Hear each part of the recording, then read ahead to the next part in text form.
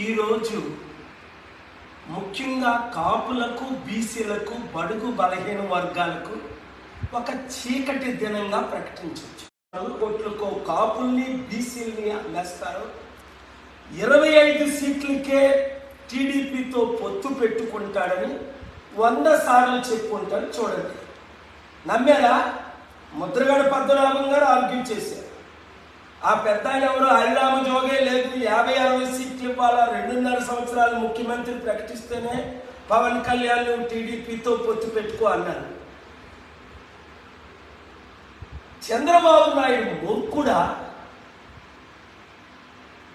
లక్షల కోట్లు బినామీ పేరు ఉన్న ఆ తెలుగుదేశం పార్టీని పవన్ కళ్యాణ్కి అప్పచెప్పడానికి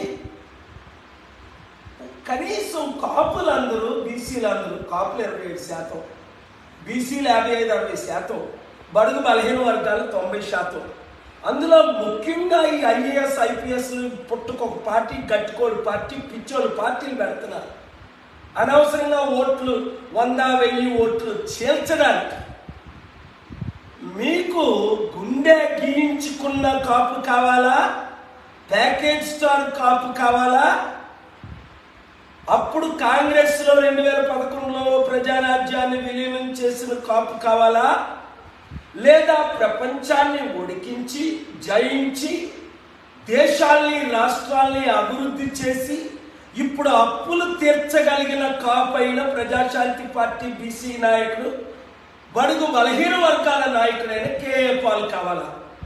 అనేక మంది IAS IPS ప్రొఫెసర్స్ చేరిపోతున్నారు. ఇప్పుడు కుక్క కాదా?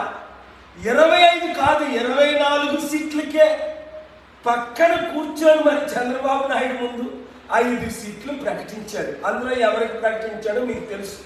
పవన్ కళ్యాణ్ ఎక్కడ పోటీ చేస్తాడో కూడా ఇంకా ప్రకటించలేదు. ఎందుకు? ఒంటరిగా పోటీ చేస్తే లైఫ్లో గెలడని ఆయనకు తెలుసు. మనతో కలొచ్చు కదా, 100 సార్లు ఆహ్వానించాను కదా. కాపులు, బీసీలు, బడుగు బలహీన వర్గాలకి న్యాయం ఏమైనా చేస్తారు ఈ అన్నదమ్ములు? అప్పుడు ఆయన 2 కాంగ్రెస్కి అమ్ముడుపోయారు.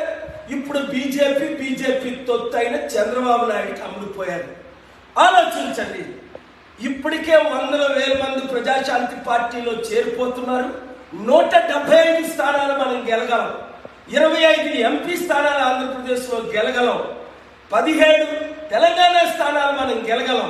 మీకు చిత్తశుద్ధి ఉంటే, సిగ్గు ఉంటే, కనీసం గౌరవం మీ పట్ల, మీ కులం పట్ల, మీ జాతి పట్ల ఉన్నవారు ఎవరు టీడీపీ, వైసీపీ, జనసేన, బీజేపీ తొత్తులతో ఉండరు. ప్రజాశాంతి పార్టీలో చేరండి. మా డిస్ట్రిక్ట్ స్టేట్ కమిటీని కాంటాక్ట్ చేయండి.